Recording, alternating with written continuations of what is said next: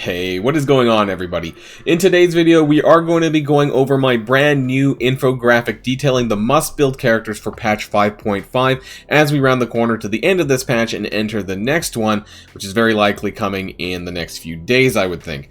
This is also a slight divergence from my previous solo character tier list where I outlined all of the available Marvel Strike Force characters to something a little bit different, which encompasses mainly Arena, Doom Raid, and some Dark Dimension viable characters. The reason for this is mainly because 75% of the game's roster just really isn't worth building anymore, and I didn't think it was worth giving screen time to this and just narrowing this list down, which makes things a lot simpler for the top characters that you all should be building. And I'll go over each of these as to why.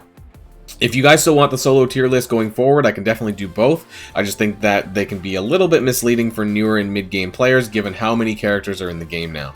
But hopefully I can explain all of this well, and I also want to point out that there is something equally exciting hiding in this video. If you missed the Blog Friday video, you'll find out exactly what I'm talking about. So sit back, relax, and let's get this show on the road.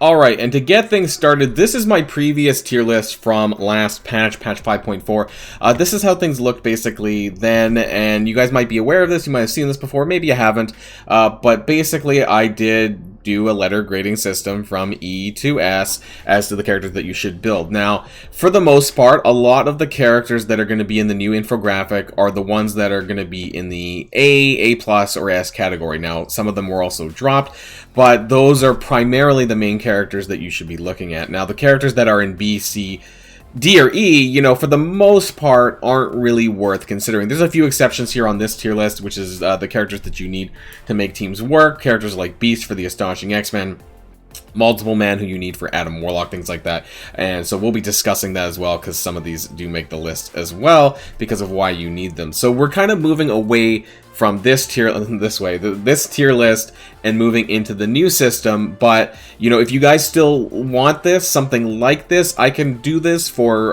patch 5.6 for next time, and we can kind of go back to this is what I call the solo character tier list. I just think it gets a bit confusing for some newer and mid-game players who might be looking at this and see, wow, there's a lot of characters, and not really knowing exactly why they are where they are. You know, I've explained this in previous videos. If you do want to take a look at that, you can do that from last patch. A lot of this is still relevant, but it's just that some of these characters, as we move into a new Doom Raid era, you know, realistically, there's like the top 30 characters of your roster that's viable in endgame content. You know, if you guys are heavy followers of my channel, you know I don't really put a lot of stock into Alliance War.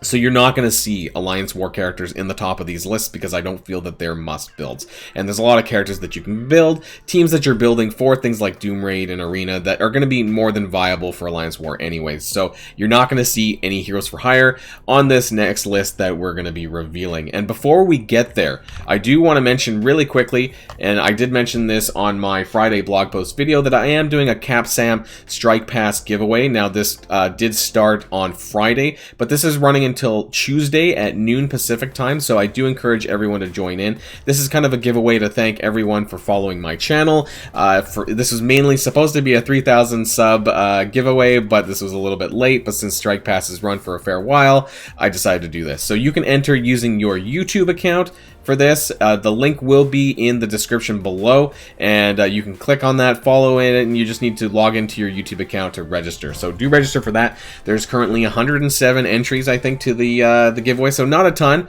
as of the recording of this video, but it is going to be basically two $20 US gift cards for iTunes or Google Play, or, you know, what we can talk about, you know, the currency of your choice depending on where you are and, you know, when you win. And so there's two gift cards for that, and which is mainly intended for the CapSam Strike Pass, but of course you don't have to use it for that. You could use it for whatever you like, but that is the intention, and that's why it's valued at $20 US, which is the cost of the Strike Pass. So just wanted to mention that very quickly before we get on to the main topic, which is the new infographic that I've done. And shout out to OCJ 421 again for doing my infographic and doing this new one for me, because this is a bit of a change from what I normally do. So once again, if you guys don't like this one, feel free to let me know about that in the comments down below. If you think there's things that I missed, something I should have considered, or if you want me to go back to the old structure, you know, I can do both or one or neither. So let me know all of that down below as well. So this is what I call the patch 5.5 solid investments list, which is the list on the left here.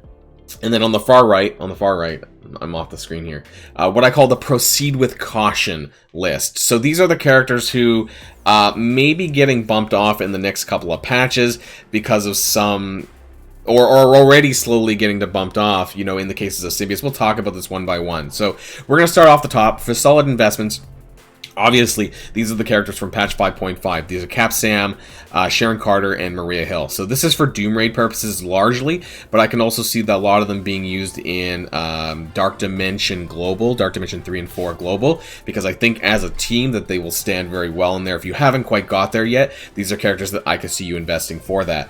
And so they are the main characters that you're going to be wanting to build for Doom Raid skill. Now, this isn't entirely a Doom Raid list, but I do take a lot of this in mind, because going forward, and now that we're doubling down with Doom Raid 2 and the same structure, these are the kind of characters that you're going to want to look at building for this. Now, I do have a separate spreadsheet specifically on Doom Raid characters, and you can find that in my Discord channel as well. So if you're not part of that, I do recommend joining up, and you can check that out. And we'll be talking about that at another time as well. Gamora, this is basically Infinity Watch here. Gamora, Adam Warlock, Nebula, Phyla-Vell, and Moondragon. Now, this is for arena purposes. They are the best arena team on the market. I think that they'll still be that way. I honestly think it'll probably be that way till the end of the year. I don't think that the next legendary release is necessarily going to be a arena killer in that sense, because we just had Adam Warlock. I don't think that they'll be that soon, but I might see this by the early of 2022. This could be the case, so we'll see. It's not going to be as long as the Black Order dominance. I don't think that's going to happen, but I would see at least 6 months for Infinity Watch. They're still worth building. Also, I do think that Gamora and Moondragon, specifically for Doom Raid skill, are very powerful characters, and I think that using them, I definitely use them on my Doom Raid skill boss node. I think they're really good. Gamora is a heavy hitter, so that allows me to get my one-shot in on the boss node rather than two-shotting.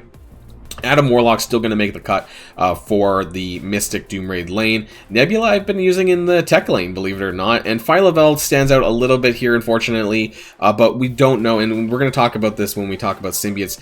We don't really know exactly what they're going to do with the Bio Raid lane for Doom Raid. And it's highly possible that either they're going to buff the symbiotes in the form of new symbiotes, which I mentioned in a previous video recently. If you haven't checked that out, do check that one out as well. Or they could go the way of a brand new team, and where maybe Phyla-Vell, being bio, might be able to slide in there, just because if they have base raid biotech, something like that, that might happen. And moving on, of course, onto the second row, we have good old Dr. Doom, because he's still really good, and you still want to get him when you unlock him after Dark Dimension 4. I don't care what other people say, you know, maybe he's being, quote, power crept. You know, a lot of people got angry when characters like Kestrel came out, you know, one-shotting Doom with the ultimate and so on, but realistically in PvE content, Doom is still amazing. You're going to be using him in Doom Raid tech and Mystic lanes currently, even with knowing that we have characters like Deathpool coming around the corner.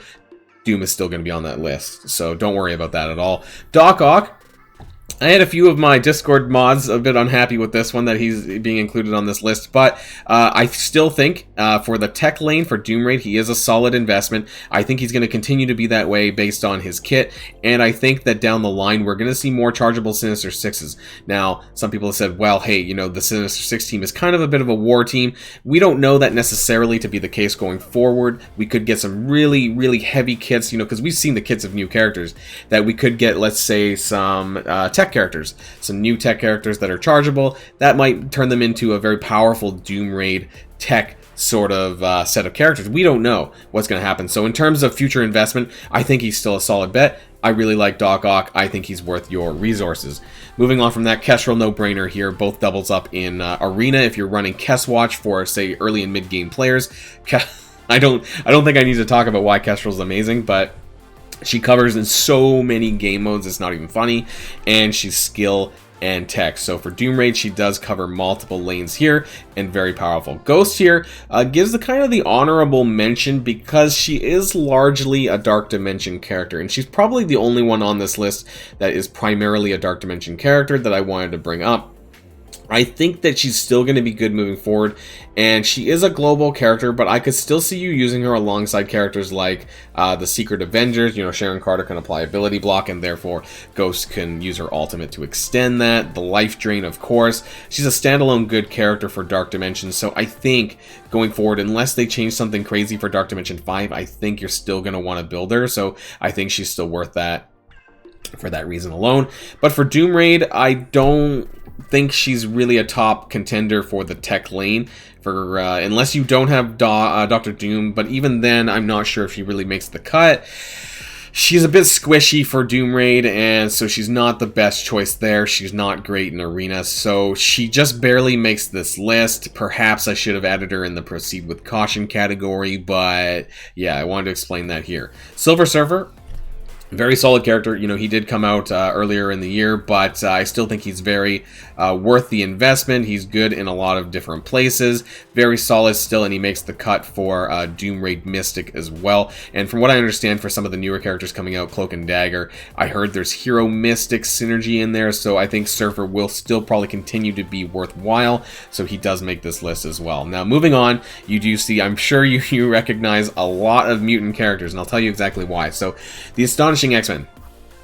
They were released earlier on this year as well. I really do not. I think they're the Symbiotes 2.0 in the aspect that I don't see them being replaced anytime soon. I honestly don't think that they're going to be adding in a mutant raid team much before, you know, almost like half of 2022.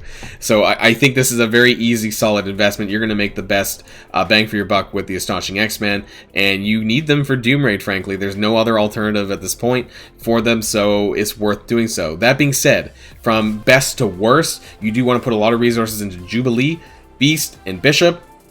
And secondly, Iceman and Kitty Pryde. Now, you know, some people could say Kitty and Iceman shouldn't have been on this list, but realistically, you need the full team. It's just I would focus your resources more in these first three, and Iceman and Kitty after that. Now, the reason why X-Factor's on the list, there's two reasons, but one of the main reasons is because you have to build them for Adam Warlock. In order to get Adam Warlock, you have to build these characters. There's no way around this. So for 5-star, you need tier 12. For 6-star, you need tier 13. And for 7-star, you need tier 14. So regardless of what you think about the team, you have to build them. And so for that reason, they make this list. You're going to need to put the ISO investment, the levels, the gear tier into them, regardless of what. If you want Adam Warlock, you have to do X-Factor. That being said, X-Factor is also a 4-man team. I think that we could get another character down the line in form of maybe Havoc or Richter or something like this. I plan on talking about this in another video, so I'm not going to go too much into this, but they're an incomplete team. There was rumors that they were supposed to be a legendary character, and that instead of Jubilee, it was supposed to be a X-Factor legendary. That's because the Adam Warlock unlock was a bit strange, given that it was for X-Factor and Jubilee. It didn't really make a lot of sense. I feel like they copy and pasted Jubilee and put them because there wasn't that legendary for the X-Factor team, or that 5th member for the X-Factor team that was supposed to come out in time. So that's why they're on here. Otherwise, they're not really all that bad, but they're not in the same kind of frame as all of the rest of the characters who are valid in Doom Raid and in Arena. So I do want to leave that there. Now, let's talk about the Proceed with Caution list, because I think this is kind of important.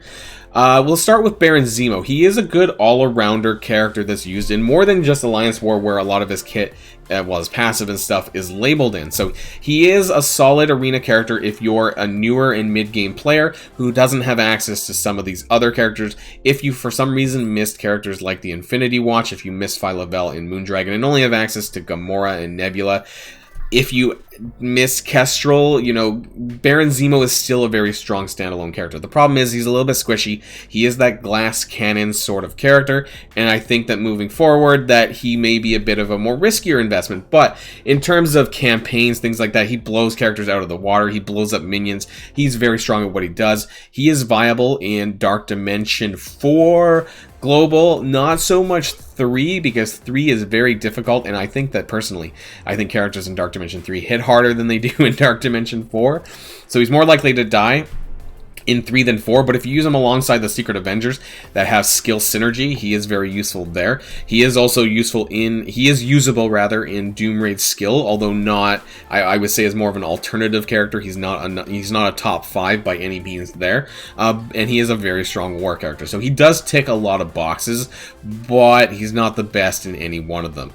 Symbiotes. Now, this is going to be a point of contention here. Symbiote Spider-Man, Anti-Venom, and Scream. Venom and Carnage don't make this list because of reasons why I mentioned in my previous video regarding symbiotes, so do check that out. Again, like I said, if you haven't looked at that already.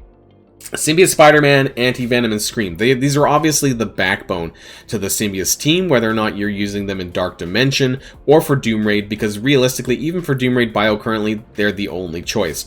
My concern is that there might be alternatives on the way, or they might get buffed in the form of new characters. So I did do a video on Null, the King in Black, aka the God of Symbiotes. I think there is a good possibility that he could come to the game as the next legendary character in the fall.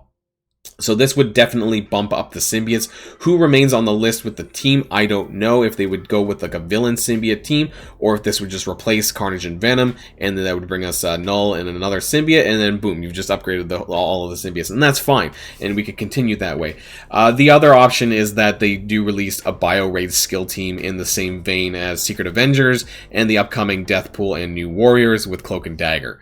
So that's why I'm a bit unsure how these characters are going to proceed or progress in the future. So they're in the proceed with caution list because they are very solid characters. They're characters worth investing in, but how long that they'll remain, investable or top, I don't know. So that's why they're on this list. Ebony Maw, still usable in Doom Raid Mystic, and you can use them obviously in the Dark Dimension 4 Legendary Lane, but I think as we move forward in this next patch coming up with more Mystic characters, I think it's highly possible that his usage overall is going to be sliding off. And if you watch my somewhat contentious Don't Build Legendaries video, I think that Legendaries in general for the most part are being slowly replaced by characters with OP kits, all the new characters that we're getting out that are easily accessible for free-to-play players coming through campaign events and so on, that you don't necessarily need characters like this in order to do what you need to do in the game. So Maw is still on the list, he's still hanging in there, but for how much longer, I don't know. Phoenix, actually even worse off than Maw, so she is usable in Dark Dimension 3 and 4, 3 global, 4 legendary. But realistically, beyond that, you're not using her in Doom Raid, you're not using her in Arena, and, we're not talking about War, because that's not what the purpose of this video is. So, yeah, her use is even less than Ebony Maw. I wouldn't go out of your way to unlock Phoenix, but if you have your characters near or close enough, then I would do so. Whether or not you want to gear her, that's entirely up to you, because a lot of the characters on the left-hand side, there are plenty of mutant characters that you need to gear up well before Phoenix, so I don't think she's a high priority on this list. But a lot of people do swear by her, and so I wanted to add her here, but personally, I think she's she may not even be on this list at all come next patch. Emma Frost gets a bit of an honorable mention here as well, because as a standalone character, she is pretty good. You can use her in Arena as a fill-in if you don't have, if you don't have any of this Kess Watch, Infinity Watch stuff. She is viable there. She is viable in Dark Dimension 3 and 4 Global as a standalone character because of her passive to slow people down. She is not Doom Raid viable, really, unless you have no other option, but realistically, you should be using the Astonishing X-Men, which is why they're listed here. And again, for War, she is a War defense character alongside the Marauders, but I think that she does have some possibility coming into the future. She has a new skin coming out soon, and I don't know if that's telling us anything that there might be some new uses for Emma Frost, a Hellfire Club down the line, so that's not quite now. And she is stuck now in the Milestone 2 Orb. She is fountainable, she is available in the Milestone Orb 2, but not very quickly. So I just wanted to point that out there. She is kind of like Phoenix in the sense that, she might be worth some investment, but not as heavily as the other mutant characters that you need to put more gear into. So that ends this list, guys. I will make this available, like I said, in the comments down below, in the description down below, sorry. And special thanks out to OCJ421 again for doing this infographic for me and carrying on with the channel with me month on month. So hopefully you guys find this helpful. Let me know if you think there's something I missed. You know, I'm more than willing to take on some criticism, so do mention that in the comments down below as well.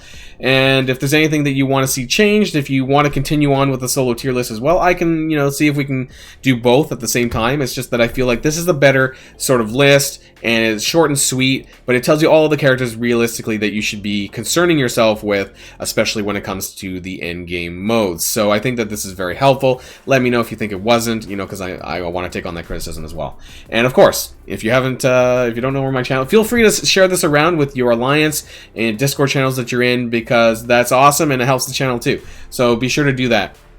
And of course, that's the end of the video. And until next time, stay safe and healthy, and I'll see y'all later. Boilon signing out.